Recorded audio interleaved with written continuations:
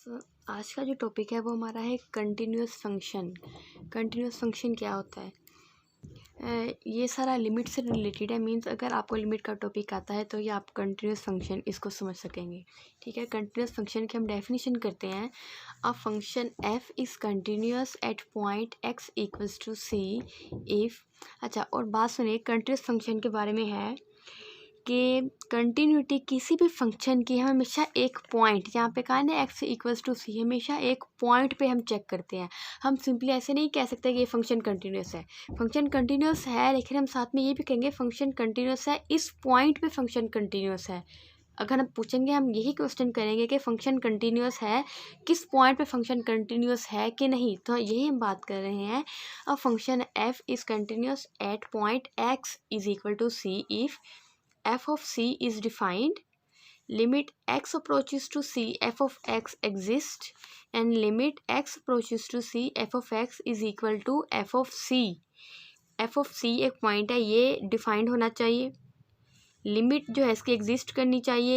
ये इसका क्या मतलब है? ये लिमिट एग्जिस्ट कर रही है, ये तभी एग्जिस्ट करती है जब लेफ्ट हैंड लिमिट और राइट हैंड लिमिट इसकी इक्वल आ जाती है। इसका मतलब है कि इसकी लिमिट एग्जिस्ट कर रही है, तो ये वही चीज़ कि लेफ्ट हैंड लिमिट और राइट हैंड लिमिट एग्जिस्ट करनी चाहिए, ये एग्जिस्ट होगा। और ये जो चीज़ है, लिमिट किसकी इक्वल होनी चाहिए? इस फंक्शन पे डायरेक्टली इसके इक्वल आनी चाहिए। अगर ये तीन कंडीशंस फुलफिल हो जाए तो हम कहते हैं, हम कह सकते हैं जो फंक्शन है वो कंटिन्यूस है एट पॉइंट सी पे। ठीक है, अब देखिए कंटिन्यूस फंक्शन का अगर हम ग्राफ में देखें तो क्या मतलब है इसका। मैं यहाँ पे एक ग्राफ ड्रा कर रही हूँ, कोई भी सिंपल, मैं इस फंक्शन का नहीं, किसी भी एक फंक्शन का एक सिंपल सा अगर ग्राफ ड्रा करूँ। मैंने यहाँ से स्टार्ट किया, ये इस तरह जा रहा है।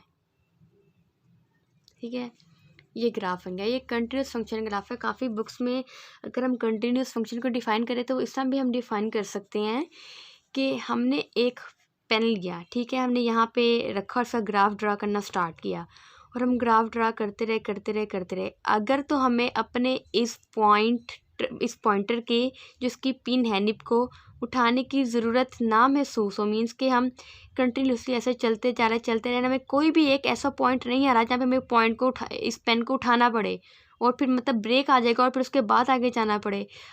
अगर ऐसी ज़रूरत महसूस ना हो, हम कंटिन्यूसली ऐसा हमारा पॉइंटर चलता जा रहा है, तो वो जो ग्राफ होगा ना उस फंक्शन का, हम कहेंगे फंक्शन जो है कंटिन्यूस है एट एवरी पॉइंट। मतलब कि हर पॉइंट पे वो फंक्शन कंटिन्यूस है, कहीं पे भी डिसकंटिन्यूस नहीं है। लेकिन सपोज़ मैं यहाँ पे इतना ग्राफ ड्रा कर रही हूँ और इस पॉइंट पे आके मुझे उठाया और थोड़ा सा इस तरह एक ब्रेक आ गई, तो इसका मतलब है इस पॉइंट पे जो फंक्शन है ना वो डिसकंटिन्यूस है, इसका मतलब ये है।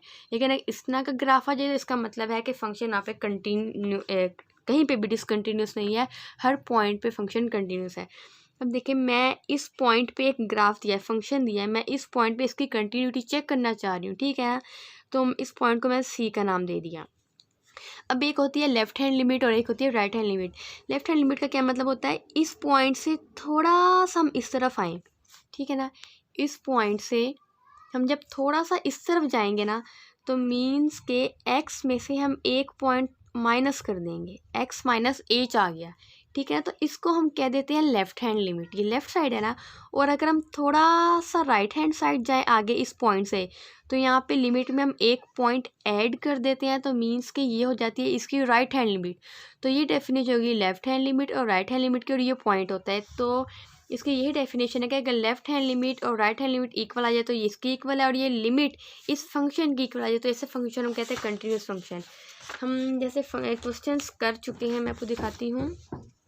अब आप देखें, इन दोनों पॉइंट्स में डिफरेंस है, एफ ऑफ सी और limit x approaches to f. ये क्या, इनमें क्या डिफरेंस है?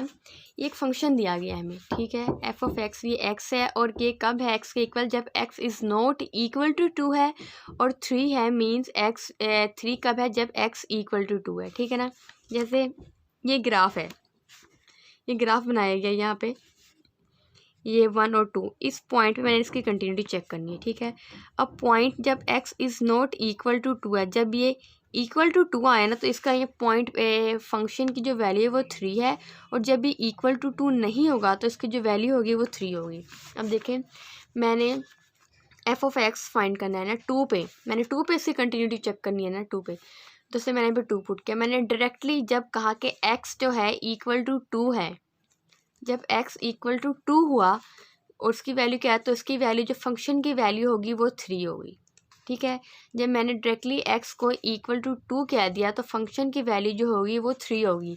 लेकिन जब x 2 के बराबर नहीं होगा तो x इसके फंक्शन की वैल्यू क्या होगी। ठीक है, जब x जो है वो 2 के बराबर नहीं है, मीन्स 2 के बिल्कुल इक्वल नहीं है, लेकिन 2 को अप्रोच कर रहा है। ठीक है, इस लेफ्ट हैंड साइड से भी और राइट हैंड साइड से भी ये 2 को अप्रोच तो कर रहा है ना, 2 के नज़दीक नज़दीक है, लेकिन उसके इक्वल नहीं है। तो यहाँ पे वही बात बताई गई है कि इसकी इक्वल नहीं है। तो हम क्या करेंगे, हमने ये वैल्यू फाइंड करने, लिमिट x अप्रोच करेगा जब 2 को, मीन्स के 2 के इक्वल नहीं है लेकिन अप्रोच कर रहा है, तो फंक्शन की वैल्यू क्या होगी। हम सिंपली लेफ्ट हैंड लिमिट और राइट हैंड लिमिट अप्लाई करेंगे। अब देखें, लेफ्ट हैंड लिमिट के लिए जो फंक्शन की हमारे पास वैल्यू आएगी, जब 2 को अप्रोच करा इसकी वैल्यू आएगी 2। और जब राइट हैंड लिमिट की बात करें, मीन फंक्शन 2 को अप्रोच करा है, एक्स अप्रोच करा है, तो यहाँ पे भी राइट हैंड लिमिट की भी जो वैल्यू होगी वो 2 आ जाएगी। तो जब left hand limit is equal to right hand limit है तो मीन्स की लिमिट भी क्या होगी, 2 होगी। अब देखें, ये दोनों पॉइंट यहाँ पे सेम नहीं है। ठीक है ना, limit x approaches to 2 f of x equal to 2 आया है, लेकिन एफ ऑफ 2 इक्वल्स टू क्या आया है, 3 आया है। तो ये वही बात हो गई, ये पॉइंट्स, ये दोनों डिफरेंस है।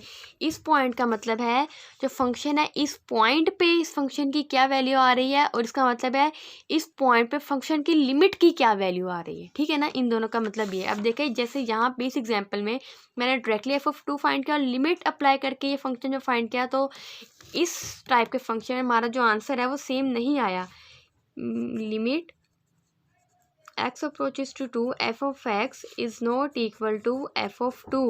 तो मीन्स कि ये फंक्शन जो है इस 2 पे कंटिन्यूस नहीं है, क्योंकि हमारी जो ये कंडीशन है वो फुलफिल नहीं हुई। ठीक है ना, पहली 3 कंडीशंस चेक करनी थी ना। एक कंडीशन जैसे ये थी, ये डिफाइंड है, ये भी हो गया। फिर ये एग्जिस्ट करनी चाहिए, ये एग्जिस्ट कर रही है, लेकिन ये इक्वल नहीं है। तो मीन्स कि इस पॉइंट पे जो हमारा जो फंक्शन है वो कंटिन्यूस नहीं है।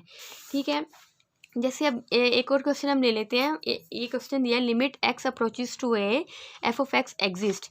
ये एग्जिस्ट करती है, लेकिन जो फंक्शन एफ ऑफ है ये एग्जिस्ट नहीं करता। अगर ऐसी कंडीशन आ जाए हमारे पास, ये फंक्शन दिया गया है, इससे हमने डायरेक्टली एफ ऑफ ए है, हमने 8.3 एक्स इक्वल टू 3 चेक करना है। ठीक है, हमें दिया गया, हमने 3 पे पुट की वैल्यू, डायरेक्टली जब हमने वैल्यू पुट की हमारे पास ये ओवर 0 आ गया, समथिंग ओवर 0 आ गया, ऊपर जो भी वैल्यू आ गई, ऊपर भी 0 ही आ रहा है, 0/0। तो मीन्स का ये अनडिफाइंड फॉर्म हो गई। जब हमने directly F of A find किया, ए हमारे पास क्या वैल्यू आ गई, 3 हमने सपोज की ना, तो 3 पे जो फंक्शन है ये अनडिफाइंड आ गया। अब हम लिमिट चेक करते हैं, लिमिट हमने चेक की, लिमिट x अप्रोचेस टू 3 हमने अप्लाई किया और ये लिमिट आ गई। हम इसकी लेफ्ट हैंड लिमिट और राइट हैंड लिमिट हम अप्लाई फाइंड करेंगे।